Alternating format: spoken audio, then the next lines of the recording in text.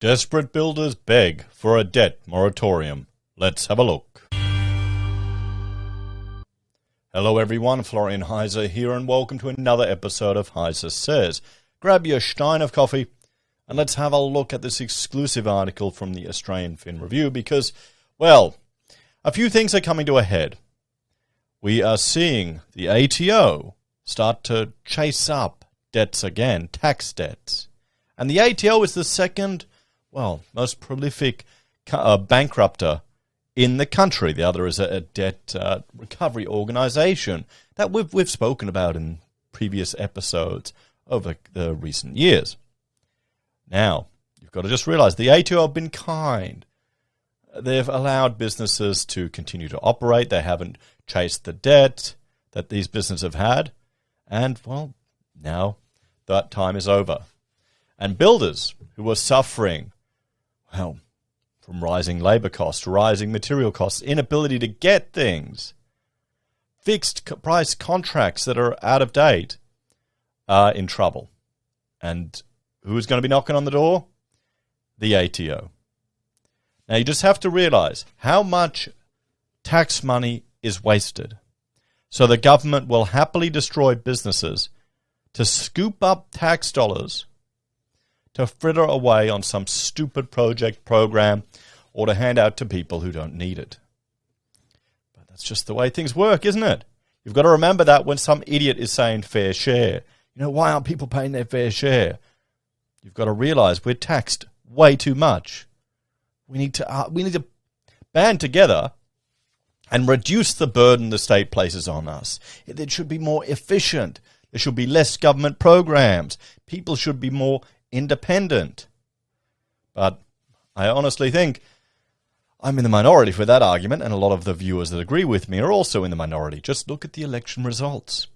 But, I'm confident that people, will grow out of their expectations that the state is kind and will take care of us. So let's look at this article.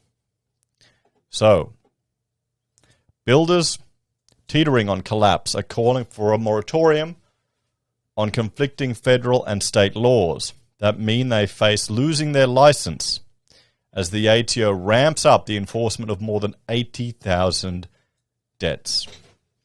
ANZ Banking Group CEO Shane Elliott and the National Australia Bank CEO Ross McEwen warned on Tuesday they were watching for insolvencies in the construction sector as it is squeezed by supply chain problems, labour shortages, and rising input costs for steel and timber, given the sector's reliance on fixed-price contracts. Now, you can't... This is kind of bullshit, okay? The banks were watching for this because the banks will force and insist on fixed-price contracts to mitigate their risk. So, you don't realise how much... Well, some people don't realise how much power and control banks and insurance organisations have over the entire construction process.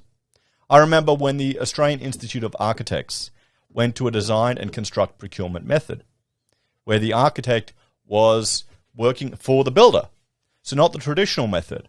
And I was really frustrated with that because you'd hope that the body representing your profession advocates for the role where traditionally the architect is administering the contract. But they couldn't do it because this was their own building. It's a multi-storey high-rise project. The banks and the finance wouldn't be provided. That's why. So, the banks can be saying, we're worried about this, we're crying about this, but they're the ones creating this mess in the first place. And sure, it's fine when we have an environment where there's no rising cost. Inflation has pretty much been tiny for the last few decades, but now reality is coming to roost. So we're going to have to change the way we procure these buildings. The corporate regulator also warned directors on Wednesday to carefully consider whether builders can meet their obligations to borrow, debtors, and lessees.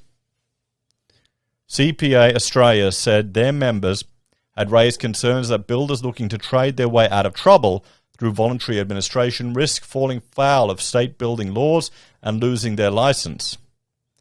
They are calling on state and federal governments to consider a COVID-19 style moratorium to help the industry trade its way out of the crisis.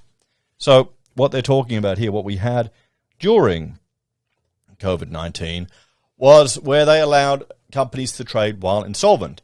So they kept zombie companies alive during that period. Now they're calling for a similar thing again. Now, what we need to worry about here is that precedent has been established for changing the rules. They've done it for COVID-19. Now they're calling for it again. And then it'll happen again. It'll happen again. Australia, we have to cut our power production, or, we're not getting enough electricity because we've all switched to hippy-dippy renewables. So, you only get power every second day. Oh, shit, I hope that doesn't happen. But let's just imagine it does. Then there'll be more calls for intervention, more calls for, a moratorium, more changing to the rules. So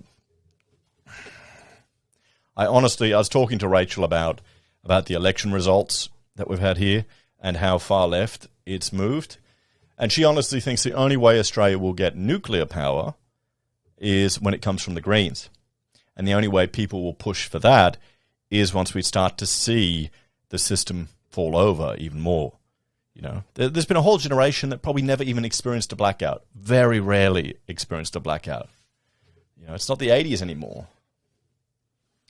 So, how are they going to survive if they don't know how to read a real book? Builders are between a rock and a hard place. And insolvency practitioners have their hands tied too, CPA's insolvency expert, Christian Beardley, told the Australian Financial Review. The current provisions act as a disincentive to saving a business.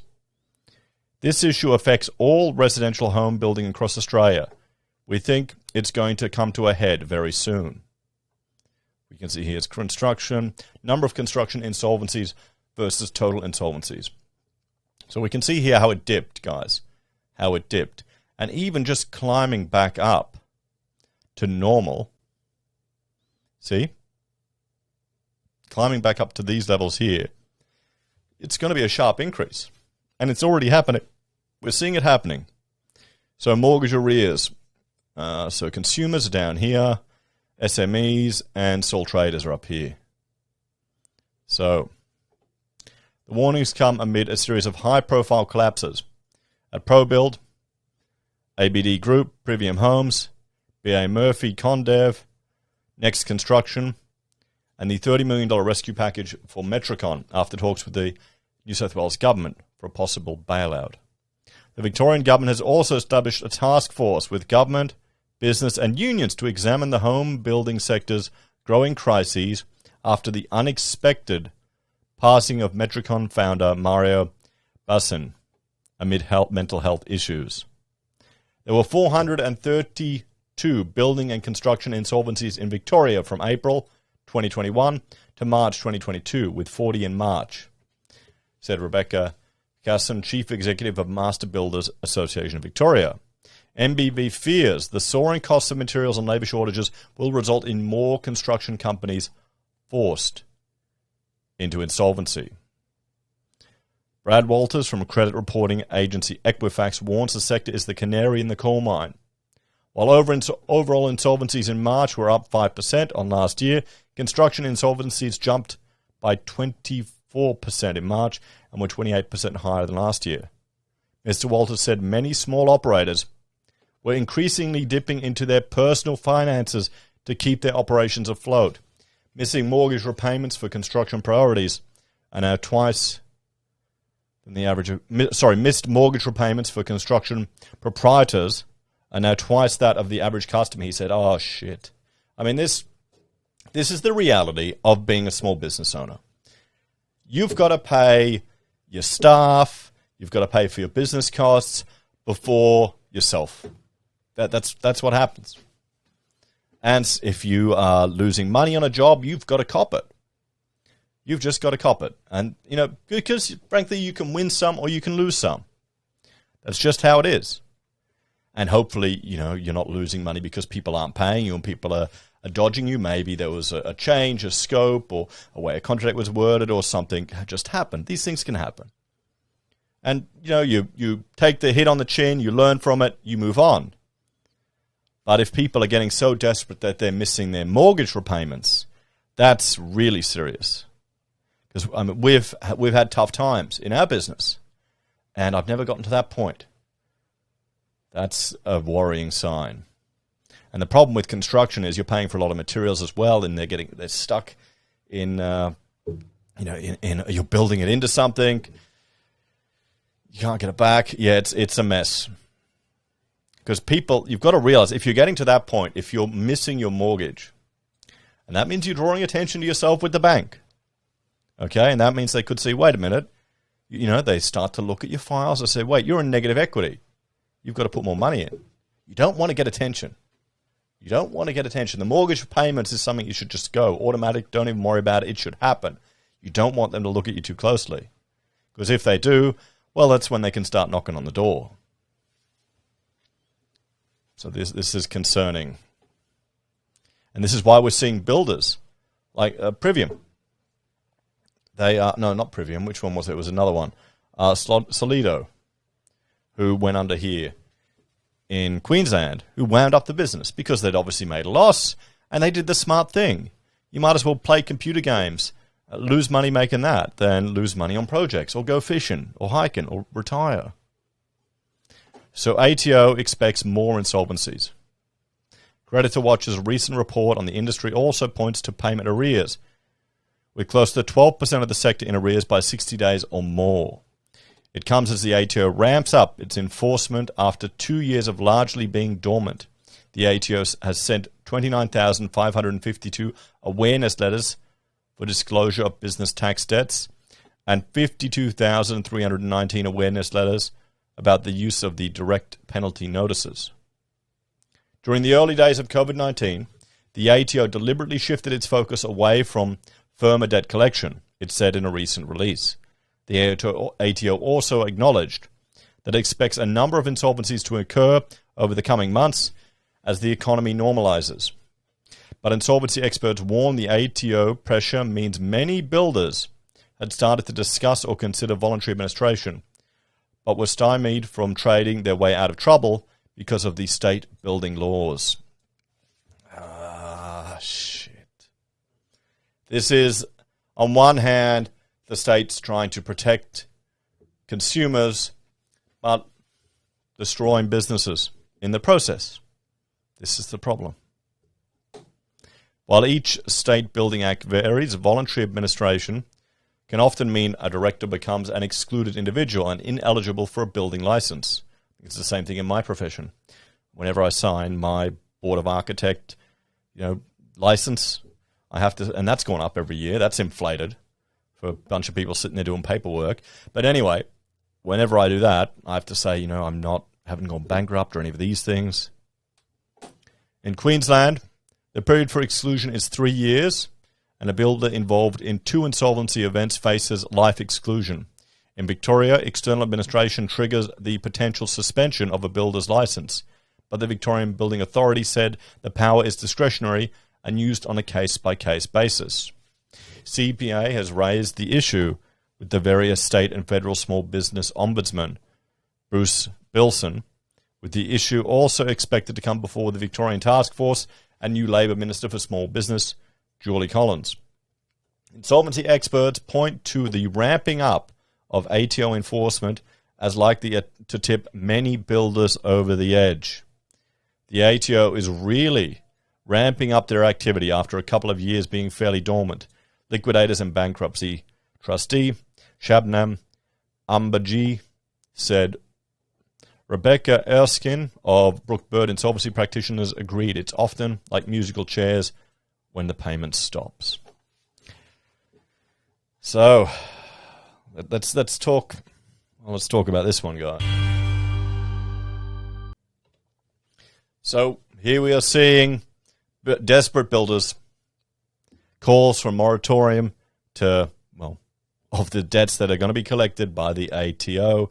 Liquidations are going to rise, insolvencies will rise, and businesses that could potentially trade their way out of these issues are going to keel over.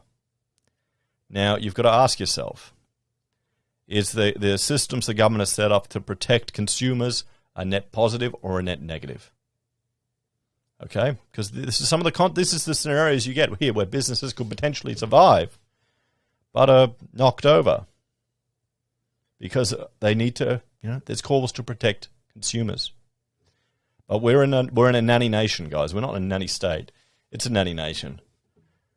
We're not a state of individualist responsibility or reliability, or individual responsibility. There's a lot of deferring to the state and protections from the government. People will blindly accept any company that has ASIC on it as a reputable company, and will throw hundreds of thousands or their life savings at it, and then wonder why it's an obvious scam and they didn't realize it. So, guys, what do you think? Do you think the ATO should take it a bit easy on these builders, or is it survival of the fittest? You let me know in the comments below. The problem is, once there's even a whiff of a builder in trouble, everyone's going to run for the hills. Anyway, thank you for watching. Like, share, subscribe to the channel. If you want to financially support us, there are a few ways you can. You join us on YouTube or Patreon, or use any of our referral links from Amazon, eBay, Independent Reserve, or AussieBroadband. Contact us if you need any architectural services.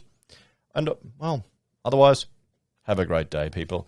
And I'll see you all in the next episode of HeiseSays. Is this the beginnings of the insolvency cliff we were talking about?